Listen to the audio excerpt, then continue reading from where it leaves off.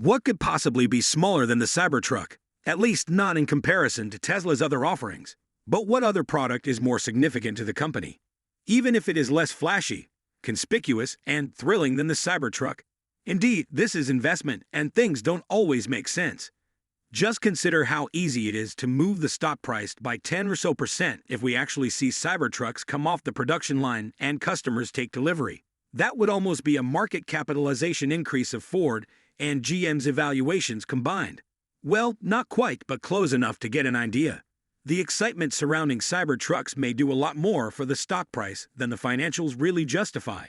Even though the Cybertruck is the most coveted car ever, perhaps the most coveted since the Model T, though I'm not sure what the suspense was like back then. Many Tesla fans are incredibly excited that it will finally go into production, even if they are far down the waiting list. They don't care about some boring compact, especially in the US, where the best-selling vehicles are now pickup trucks and compacts, which tend to be much rarer than the likes of Europe. Nevertheless, in my opinion, the Gen 3 products are a far bigger deal for Tesla than the Cybertruck. Elon has indicated that they might produce a scaled-down version for other markets. But in my opinion, Tesla is more focused on the future. The Cybertruck was fantastic, but Tesla needs to figure out how to produce models in the millions that are much quicker and easier to make in order to get the numbers out there. Keep in mind that the biggest deal for Tesla is undoubtedly software as a service, similar to Microsoft. But Microsoft software was still useless to anyone without a computer or other hardware, just as FSD is meaningless to anyone without a Tesla or Tesla-capable FSD vehicle. Hopefully, Ford and GM will soon realize they need to capitalize on Tesla's software and fees. Elon's claim that the production cost is half off a Model 3 has resonated with me more than most investors. Again, many who seem to have their eyes focused on the Cybertruck. Have I perhaps gone off on tangent and focusing on a small element of Tesla's potential that I am deeming too much weight over the future potential of this company? Or do I just stick to the basics and love the numbers that the Gen 3 product produces? Just think again, half the cost, not only that the amount of engineering, research, and design that has gone into such a car. Look what we saw from the Cybertruck nearly 4 years ago. Now, if you can believe that I can still remember how suspenseful the reveal was about to see this totally revolutionary vehicle with a cyberpunk theme. It will be the same again for the Gen 3 vehicle, another new Tesla model, something we haven't seen since, well, the Cybertruck, either aside from a rough sketch pad of what the 25000 compact might actually look like, and aside from that, I think that's all Tesla have shown us as far as the future products, well, except the bot anyway. Now the question is, am I being naive to think that Elon is anyway? Now the question is, am I being naive in thinking that Elon is right this time? Can they really produce an EV for half the cost of a Model 3? Yes, it's possible. But the real question is probably going to be when Tesla's new production methods will show that a Model 3 can be produced for half as much money. Well, keep in mind that this is not a Model 3 being made at half its present cost. Rather, it is a smaller car with a smaller battery that is built for low-cost, high-frequency manufacturing, which is half the cost. It may take years to ramp up the factory to the point where the cost actually drops that much. Elon did not state that they would have to be there from the beginning refinements, which will take time, and over that time, we will slowly watch Tesla's margins increase as the costs come down. Now, people's opinions on how much a Model 3 costs to build varies, and it depends on whether we're talking about a Fremont or Shanghai Model 3, but it's somewhere between 35 and 40,000.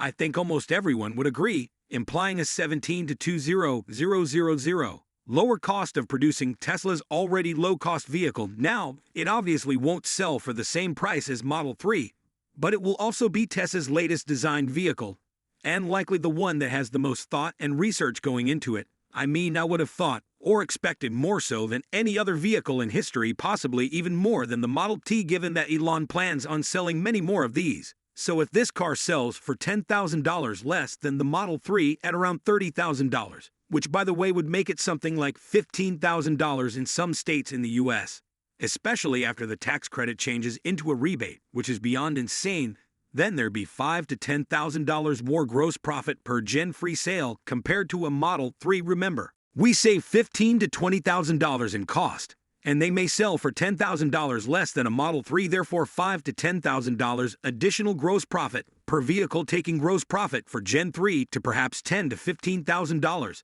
However, The Model 3 is retailing at $40,000, the Gen 3 is $10,000 less.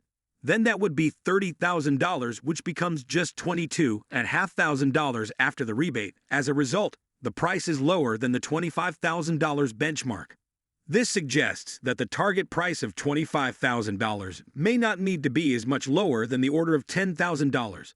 Of course, that is only the base price of the car. There will probably be high-end options and optional features in addition to FSD. As a result, the car may achieve a gross profit per vehicle of between $10,000 and $15,000. When you go into these lower pricing points, even in the current market with high rates, you start to hit an exponentially higher pocket of demand, which may lead to the sale of millions of these cars.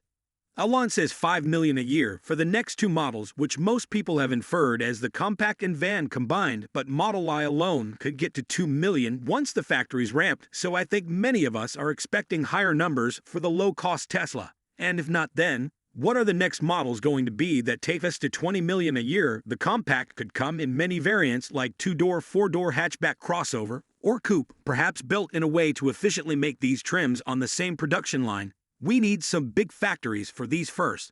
Then the production ramp will be what to focus on. How fast can Tesla produce Gen 3 vehicles? And then we should get a teardown fairly early on to find out just how much they are indeed likely costing to build or can potentially get to. And alright, it may take a couple of years on the production line to refine. I mean, look at how Shanghai Rambit started producing Model Ys at the end of 2019. It wasn't until 3 years later, until it was at its full capacity, of course. It did become very profitable much earlier on, but the ramp could take time. It really is a slow thing to watch. However, in the meantime, Tesla gave us new ideas and potential to focus on to help pass the time, maybe a new factory for robots, and more demonstrations on how they can indeed replace full-time labor.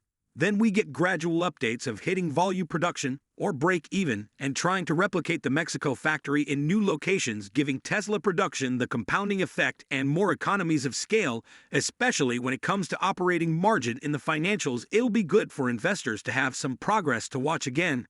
Right now, we haven't really had much progress since the Shanghai upgrade reaching higher volume production. The progress from Texas and Berlin is not really moving fast enough to get that excited, so a big new factory, seeing how many get produced each month with a new product, will certainly add some renewed excitement back into the stock price again, along with, of course, watching the Cybertruck ramp. Too, Tesla investors are patient and forward-looking. But it does help when we get to see regular progress month by month or each quarter, like production and delivery numbers are increasing very little this year. It'll be good to have something that will give them a big boost again for me, like in 2017. When I saw the potential numbers of the Model 3 and felt this seemed like an amazing product, I get most excited about what helps the numbers grow big and attempt to uncover that kind of potential. Investing Tesla may be able to cut the price of the Model 3 in half and offer many justifications for why, but this may not be accomplished until as late as 2026 or 2027. It was the financial figures, not the vehicle itself, that were the focus. In the interim, the stock should continue to compound nicely on top of everything else, including increased manufacturing of Cybertrucks, if everything appears to be on track and will be accomplished.